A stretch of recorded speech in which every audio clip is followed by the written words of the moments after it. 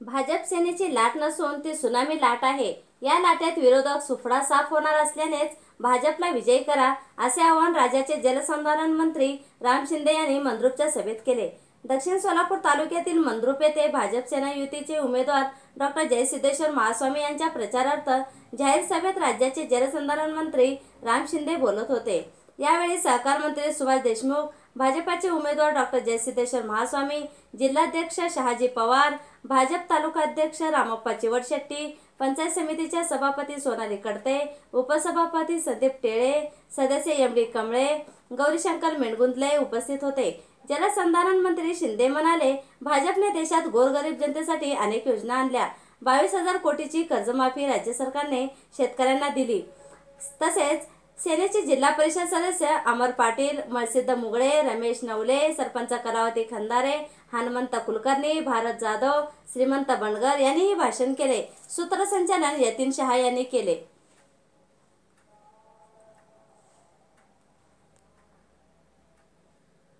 प्रेमाची, राष्ट्रहिताची आहे. देशाच्या संरक्षणासाठी पुन्हा एकदा नरेंद्र मोदींना पंतप्रधान करण्यासाठी म्हणून आपले लोकप्रिय उमेदवार डॉ.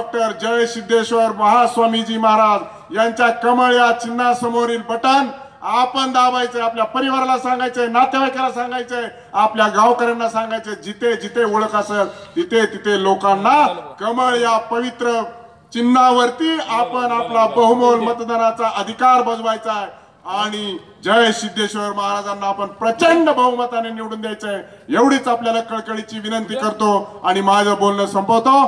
जय हिंद, जय महाराष्ट्र. प्रधान धाडशी आहे, त्यांचं बघा तिथं बोलायला बी नीट येत नाही त्यांना समोरच्याला. म्हणजे नरेंद्र मोदी साहेबाला आपण एक धाडशी नेतृत्व म्हणजे त्यांना पंतप्रधान म्हणून बघायचं म्हणजे आपल्या सोलापुरात योगी महाराजांना परत एकदा एक खासदार म्हणून निवडून दिलं तर त्यांना पंतप्रधान होतील मला असं वाटतंय. आता आणि आपल्या या जिल्ह्याचा विकास होण्यासाठी राज्याचा निधी आणण्यासाठी बापू तर आपल्या सोबत पाठीशी असतातच. त्याच्याबरोबर आपल्याला महाराजांचा देखील साथ मिळाला तर असले आपल्याला कॅनल आणि मोठ्या वर केंद्रातले बॅरेजेसला काय निधी कमी पडतील ते देखील आपले निधी पूर्ण होतात. तुम्ही वर एकट्याला खाली एकट्याला असं न विचार करता जास्तीत जास्त महाराजांना 3 ते 4 लाख मतदान कसं गोळा करतील प्रत्येकाने ठरवायला पाहिजे. एक माणूस 10 मतदानाचं हे केलंय टार्गेट धरलं तर 100% मला वाटतंय 4-5 लाख मतदानी महाराज निवडून येतील. तुम्ही असं भवितव्यासाठी आहे ही निवडणूक, देशाच्या भवितव्यासाठी आहे. तुमचं माझं वैरत्व नक्की असेल.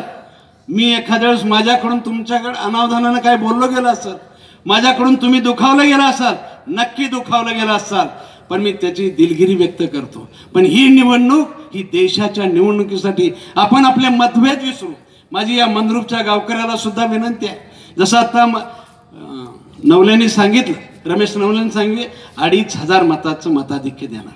माझा विनंती आपल्याला या निमित्तानं करणार आहे की एखाद्या खंदारे ताईंना आपण 1,000 मताचं मताधिक्य दिलं.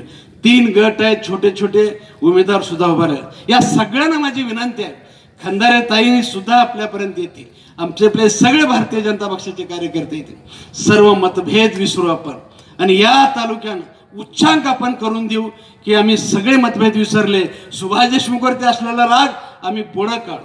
पुढच्या वेळेस आपण मी आहे, तुमचा राग असेल तो माझ्यावर काढा. परंतु यावेळेस या देशाच्या भवितव्यासाठी ही निवडणूक आपल्याला प्रतिष्ठेची करायची आहे आणि ही निवडणूक प्रतिष्ठेची एवढ्यासाठी करायची आहे की या समोरचे लोक सांगणार आहेत आता आपल्याला की या सरकारने नोटबंदी केल्यामुळं अडचणी खूप झाल्या म्हणून सांग. हे सांगणार आहेत हे सरकार जातीवादी पक्षाचं सरकार आहे. परत सांगणार आहेत माझी शेवटची निवडणूक आहे, परत मी येणार नाही. अशी केविलवाणी भावनिक आपल्याला करणार आहे. आपण काय करू, शेवटची निवडणूक जरी असली आपण आपल्या घरी मान सन्मानानं नक्की बोलवू. आपण साहेब तुमचे उपकार आहेत आमच्यावरती, आपल्या घरी या, आम्ही तुमचा मान सन्मान नक्की करू. पण यावेळेस आम्हाला या देशाच्या भवितव्यासाठी आम्हाला भारतीय जनता पक्ष महायुतीला एकदा संधी देऊ द्या. तुम्हाला सुद्धा संधी देते ना.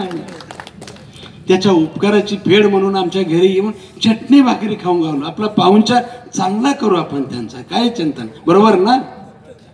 आता समर्थक झालेला होता आपण. हा, मोबाईल ते नंबर देऊन आणि मला असं वाटतं की आता केविलवाणी असं सांगतील की शेवटची निवडणूक जातीवादी पक्ष आहे म्हणून सांगतील, नोटाबंदीमुळे आपल्याला अडचण आहे म्हणून सांगतील. मला सांगा, शेतकऱ्याविषयी कैवार नाही, शेतकऱ्याचं कळत नाही. खरं सांगा बरं, आता माननीय पंतप्रधानांनी अल्पभूधारकासाठी 6,000 रुपये घोषित केलं. पहिला हप्ता 2,000चा दिला. लगेच त्यांनी किती हजार म्हटले?